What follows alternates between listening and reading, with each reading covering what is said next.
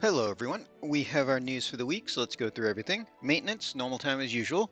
Ending with maintenance, we have the Final Fantasy XII raid event and the challenge against the Judge Magister.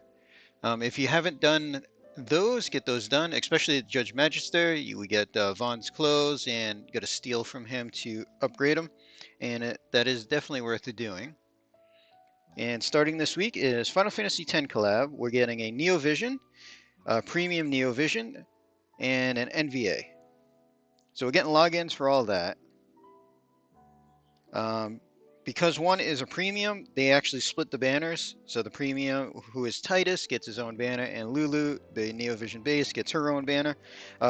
They are on each other's banners, just not raid up. We're also getting a free daily 10 summon. I mean, free summons, always nice. Daily 10 summon, we'll probably end up with a lot of blues, we'll see. We do have, again, the enhancement box summon. So doing the missions, getting logins, we'll get tickets to summon from this, and we get recipes to further upgrade original Titus's sword. This time it's going to go up to 220 attack. And then we get the Onion Knight upgrade, which we can turn it into a 210 magic two-handed rod, which is actually really nice. So definitely worth doing the event and clearing out the box to get everything there.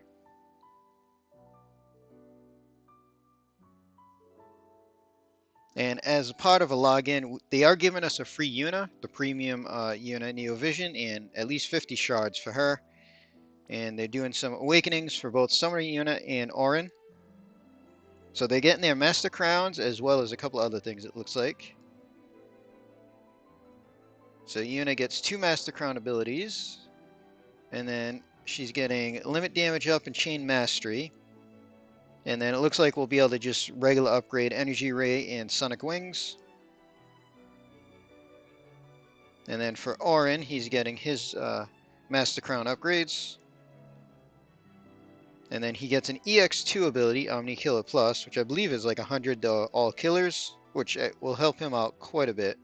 Didn't look like any EX abilities for Una. And then he's getting extra killers, so Man Eater, Stone Eater, Machine Eater. Extra health, full breakdown, and then we'll be able to upgrade Ominous Storm and Critical Strike. So looks like pretty decent upgrades for both of those units. Hill of Fortune bundles coming back. That's 2,500 Lapis and a bunch of things. You got to log in over 30 days. The random tickets and everything in there with the Lapis. And we take a look at the vision cards. So first up is Titus. So premium, we only get it at EX3. 150 attack, 50% limit damage, 300 flat attack, and 100% chain limit boost. So overall, not bad. And then for Lulu, maxed out 110 magic, 50% magic, 25% limit damage, and 500 flat magic for Final Fantasy X units. Not a bad card overall. Although if you have Dai's card, you'll probably use that over this. It's a little bit better. And seeing that they made it not locked to anybody, very nice.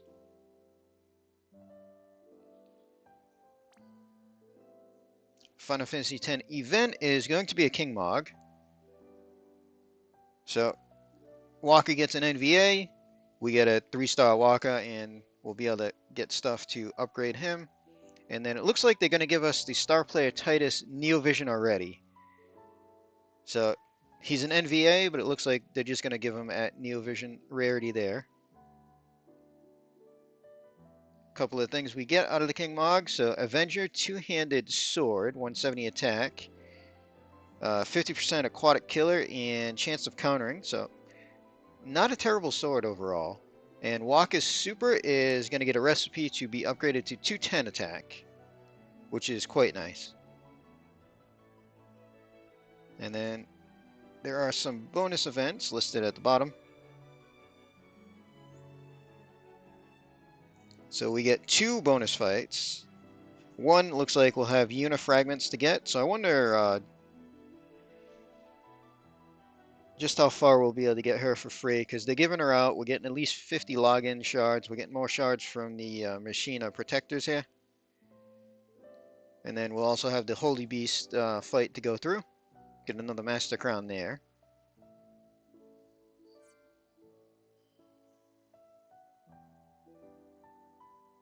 And then they noted that the fragment Neovision step-up summon there, they're just extending the shop for an extra week. And we can take a look at the banner.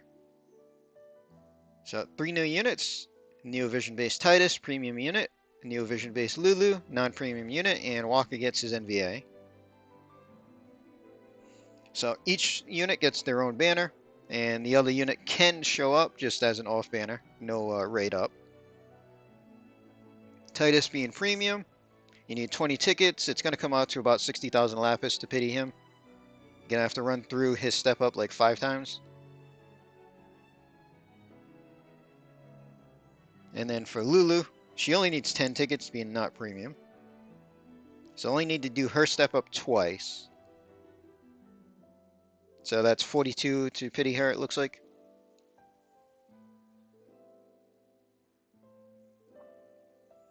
So first up we have Titus. Already looked at his card. So Super Trust, Clothing, 5,500 health, 140 attack, 55 defense.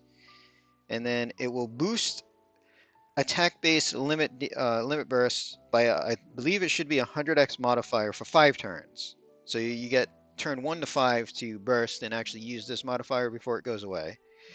They do note, which is expected, the boost will not affect any morale-based limits, which is to be expected. And then regular trust, 50% attack and 150 double hand attack, so not bad there. And for Lulu, listed as a debuffer, super limit burst unit. Her super, 45 defense, 100 magic, 60 spirit, and for breaker units only, 100% limit damage. And her regular trust, 60 magic and 100% double hand magic, so that's pretty useful as well. And Waka, we've already seen his super and everything there, so we can take a look at what they get on the JP side, because I didn't notice any global boosts listed.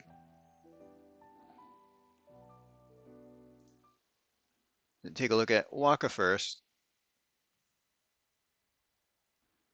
So at Neovision, he gets a bolting move, 250 modifier.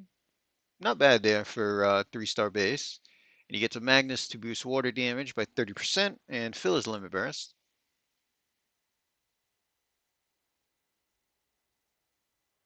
See, he gets 500 flat attack and 200% limit damage, dragon insect aquatic killer, stats when using a throwing weapon, and just a lot of health.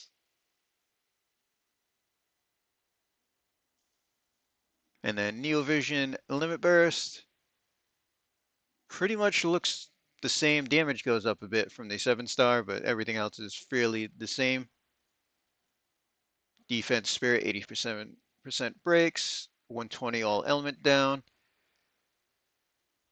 Gives himself 200% bird killer, and it's just a 120 10 hit move.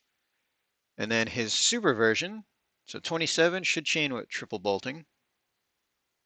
200x modifier against birds, 160x finisher, and gives him some abilities to use for a couple of turns.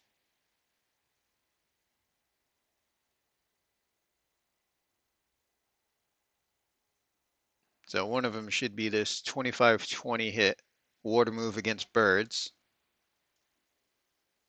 So obviously you're only using that against birds. And it is waterlocked. So overall, he'll be usable. I mean, nothing too strong overall for a 3-star base Envy. Lulu up next. So she's focused more as a breaker than a damage dealer, so expect her to work a lot like Emperor. So bolting move, 90x modifier, looks like it's physical and can be imbued, 130 watered down, and it looks like she should get some modifiers to her water moves, or water spells I should say. Magnus, 85 attack magic break, 88 defense spirit break, 300% magic boost. Not boosting her water damage is a little but that's pretty standard for a breaker. She gets the 80% AE break for everything, 83 single target, can provoke. She gets EX2, 100% killers to pretty much everything.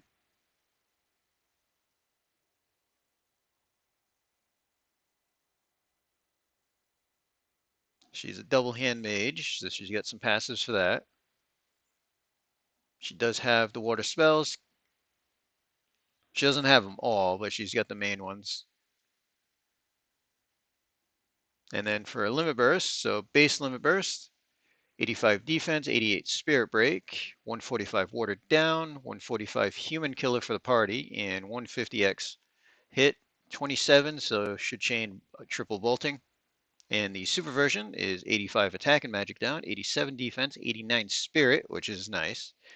160 on the water down, so we get another really big elemental in peril. 160 human killer for the party, and 250x hit. So she does miss out on the rod in peril like Emperor has, but other than that, she's pretty similar except for a water-based version.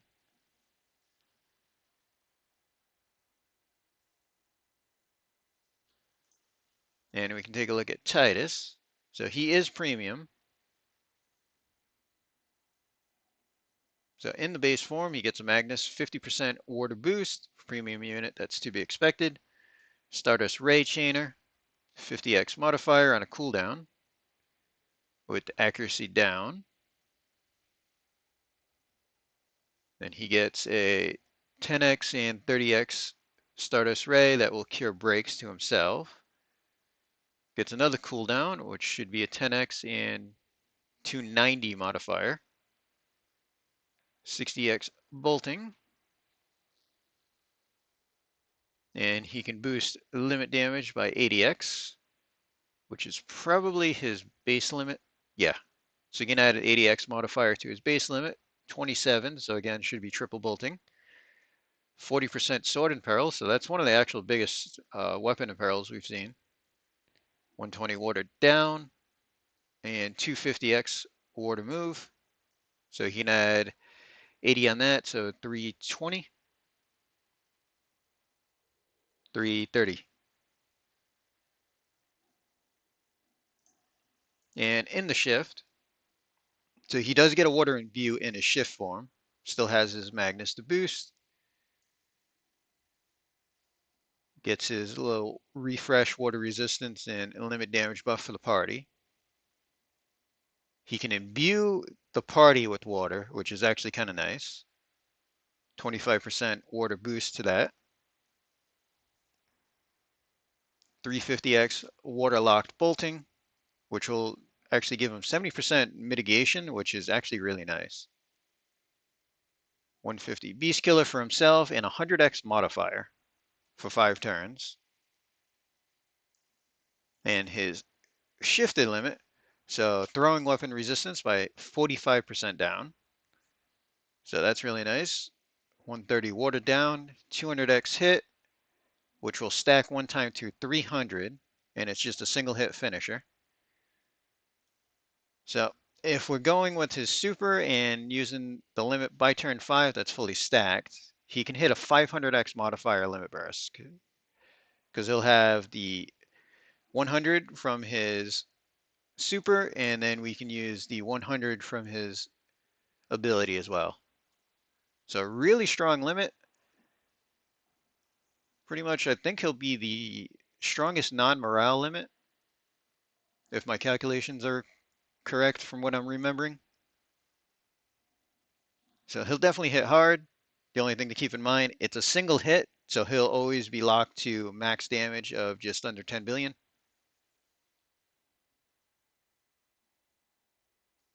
But he'll definitely hit hard. So that's pretty much all the news that we have. Everybody pulling, good luck to you. As far as myself, I'll be using EX tickets. We'll see if I can get lucky. So we're going to end this video here. Hope everybody enjoyed.